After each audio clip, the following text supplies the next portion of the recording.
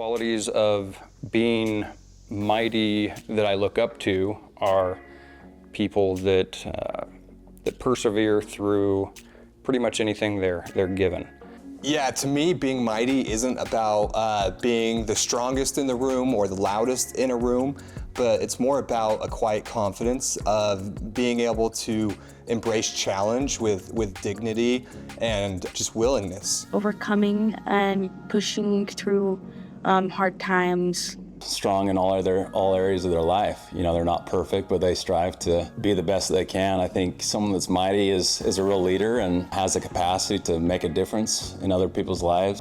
Being mighty means being there for others and always helping the other people around you. Someone who is always serving others and who has empathy for other people, someone who has a growth mindset and is willing to learn not only intellectually but grow themselves mentally and physically. I think being strong, brave, or like standing up for something is being mighty. They don't give up in whatever their passion is, and they will find a way to succeed.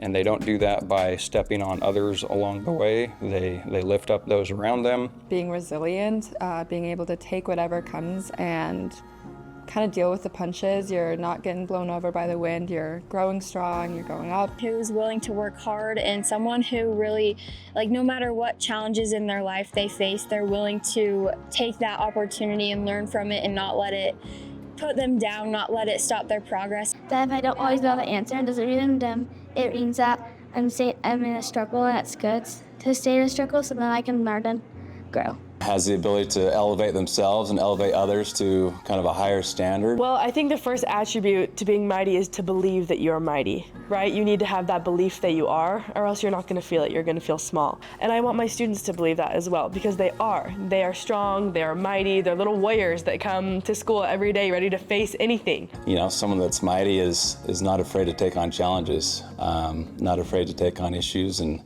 things that might be tough, but willing to go kind of the extra step, the extra effort to help someone else along the way. My principal, she deals with children in severe crisis situations daily, but she is just so kind and loving, and she never loses her optimistic feeling, and so she just always is able to regroup and be positive and never give up. I've had so many teachers who have helped me along my rodeo journey as well. It was very busy. I was gone every weekend at a high school rodeo. I was traveling around the state and the nation. Anywhere you could possibly think of, I was.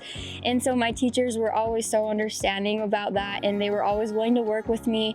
They held me accountable and made me turn in my assignments on time just like anybody else, and I am grateful for that. I'm very grateful for the time that I had at Far West Elementary and Wildquest Junior High and Fremont High School, and you know, those were very important formative years for me, and you know, some of the characteristics, some of the attributes that have helped form me and helped me have some success in what I'm doing. My experiences with my teachers and educators through growing up helped teach me about being resilient and facing things head on. I know that it's not about me. It's not about me. You know what I mean? This is about the kids. I cannot give up on these kids. Their futures are so bright and so important. I've wanted to play on the PGA Tour probably ever since I was 8 years old, and I probably made it known to every single teacher along the way that this is what I wanted to do, but I'm grateful for them not squashing that dream, but you know, not judging, but being curious about it and empowering me and giving me the confidence to continue to try. And they've made school more enjoyable.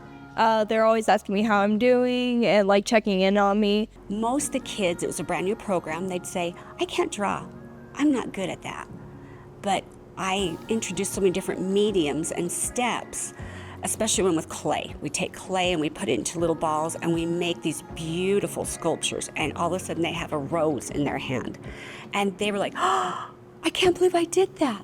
When they do something that shows that they care, it really sticks with you. They make me take accountability for my actions and make sure I'm always responsible. They always ask me how I'm doing, and they actually care.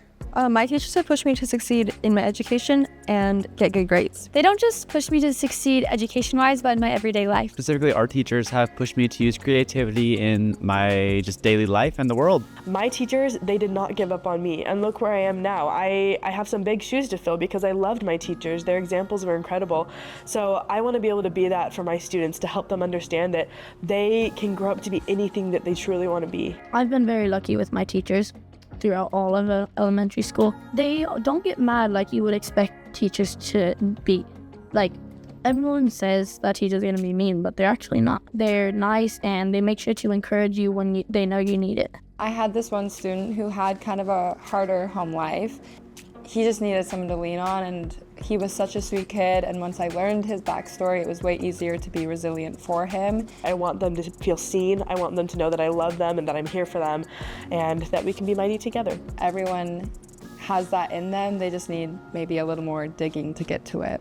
It's only to good teachers that can handle very difficult situations that make that a reality for our community.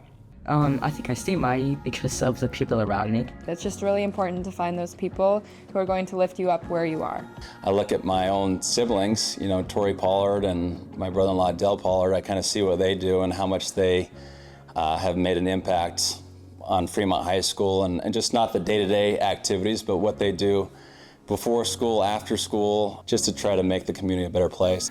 My oldest son had life-changing experiences with a couple teachers at Weber High, to include Mr. Daniels in the theater department, and Miss McKinney is a physics teacher, actually changed the career trajectory of what my son has decided to do with his career.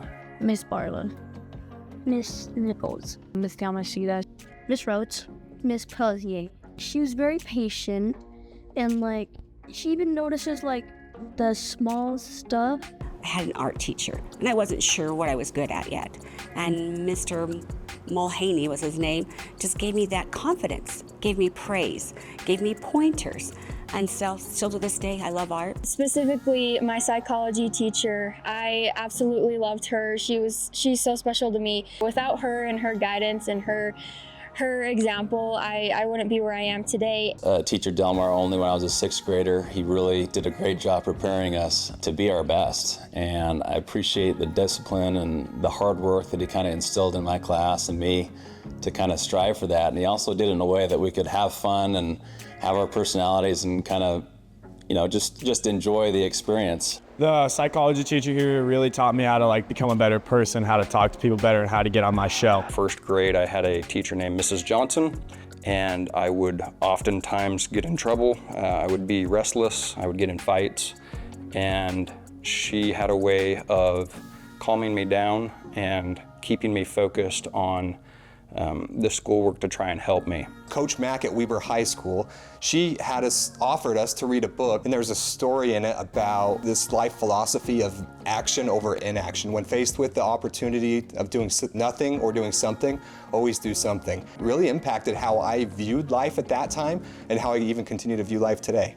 He didn't just impact my life in the classroom and teach me all everything that I needed to learn, but he also taught me beyond the classroom and just life lessons that I'll never forget. My kindergarten teacher, actually, I had really bad speech impediment in kindergarten, and she was amazing. She pulled me aside at any chance she could just to talk to me, even though I hated talking. She just really made me feel special and like I could do whatever I wanted to set my mind to.